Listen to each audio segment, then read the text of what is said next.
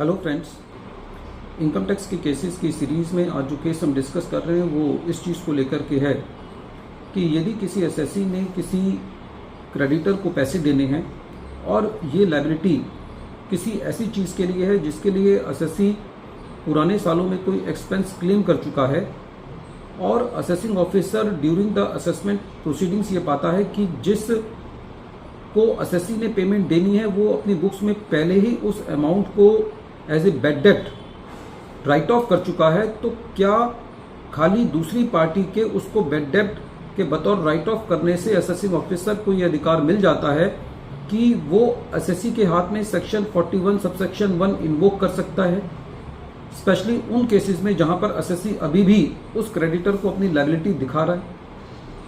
यही issue Delhi ITAT की जी bench ने अपने एक case Saket Agarwal versus deputy commissioner of income tax के केस में डिसाइड की और ये केस का रेफरेंस नंबर है आईटीए नंबर 6088 दिल्ली 2025। इस केस का जजमेंट 23 मार्च 2026 को आया। प्रेजेंट केस के इफेक्ट्स इस तरीके से हैं। प्रेजेंट केस के अंदर एसएससी एक क्रेडिटर शो कर रहा था 55,60,599 रुपीज़ का, जिससे एसएससी ने कोई ऐसी लायबिलिटी इनकर की थी जिसका एसएससी ने एक्सपेंस क्लेम किया था। एसएससी की असेसमेंट प्रोसीडिंग्स चल रही थी। असेसमेंट प्रोसीडिंग्स के दौरान एसएससी ने अपनी ऑडिटेड बैलेंस शीट सबमिट की 2020 से लेकर के 2024 तक, जिसके अंदर एसएससी उस क्रेडिटर को अपनी ऑडिटेड बैलेंस शीट में एज ए क्रेडिटर दिखा रहा था।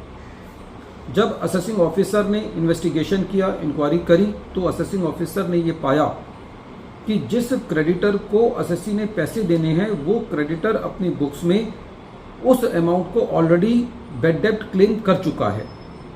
असेसिंग ऑफिसर ने इस पर यह मत बनाया कि क्योंकि दूसरी पार्टी ने उसको अपनी बुक से राइट ऑफ कर दिया है, तो असेसिंग ऑफिसर ने इसका ये इन्फ्रेंस निकाला कि अब एसएससी ने दूसरे एसएससी को ये पैसे नहीं देने और एसएससी के ऊपर सेक्शन 41 सबसेक्शन 1 ऑटोमेटिकली अप्लाई हो जाता है।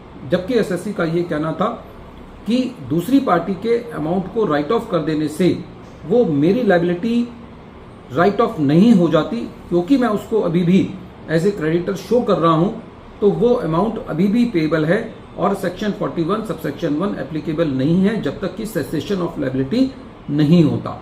लेकिन असेसिंग ऑफिसर ने एसएससी के सबमिशंस को टेनेबल नहीं पाया और एडिशन किया, जिसको सीआईटी अपील ने भी अपील रखा। जब ये मैटर ट्रिब्यूनल के पास गया तो ट्रिब्यूनल का ये कहना था कि इसमें कोई दोराय नहीं है कि एसएससी अपनी बुक्स में उस क्रेडिटर को अभी भी एज ए लायबिलिटी दिखा रहा है, जो कि एसएससी की ऑडिटेड अकाउंट से ये पता चलता है। ट्रिब्यूनल का ये कहना था कि क्रेडिटर के अपनी बुक्स में यूनिलेटरली उस अमाउंट को राइट ऑफ करने से ऑटोमेटिकली एसएससी के लिए वो लायबिलिटी सीज नहीं हो जाती, उस लायबिलिटी का सेसेशन नहीं हो जाता। ट्रिब्यूनल का ये कहना था कि सेक्शन 41 सबसेक्शन 1 को इन्वोक करने के लिए ये जरूरी है कि जो एसएससी है उसने कोई सेसेशन ऑफ लायबिलिटी का या रेमिशन ऑफ लायबिलिटी का कोई बेनिफिट ऑब्टेन किया हो। प्रेजेंट केस में एसएससी ने कोई भी ऐसा सेसेशन ऑफ लायबिलिटी का बेनिफिट ऑब्टेन नहीं किया है, तो खाली जो क्रेडिटर के यूनिलेटरली उस अमाउंट को राइट ऑफ करने से ये नहीं कहा जा सकता कि एसएससी ने अब उस क्रेडिटर को पैसे नहीं देने, और असेसिंग ऑफिसर ने जो सेसेशन ऑफ लायबिलिटी का सेक्शन 41 सबसेक्शन 1 के अंदर एडिशन किया है वो जस्टिफाइड नहीं है। इस तरीके से ट्रिब्यूनल ने जो असेसिंग ऑफिसर ने एडिशन किया था उसको डिलीट किया। फ्रेंड्स, इस तरीके के एडिशंस बहुत कॉमन है। जब भी असेसिंग ऑफिसर ये पाते हैं कि एसएससी की बुक्स में कोई क्रेडिटर लॉन्ग आउटस्टैंडिंग है, तो वो सेक्शन 41 सबसेक्शन 1 को इन्वोक करते हैं। सेक्शन 41 सबसेक्शन 1 के इन्वोकेशन के लिए जरूरी है कि एसएससी ने उस अमाउंट को अपनी बुक से राइट ऑफ कर दिया हो। ये केस बिल्कुल क्लियर है, जहां पर इवन क्रेडिटर ने उसको अपना बैड डेप्ट मान लिया था, फिर भी ट्रिब्यूनल ने एडिशन को डिलीट किया। तो जब तक एसएससी अपनी बुक्स में उस अमाउंट को राइट ऑफ नहीं करता, जब तक सेक्शन 41 सबसेक्शन 1 एप्लीकेबल नहीं होता।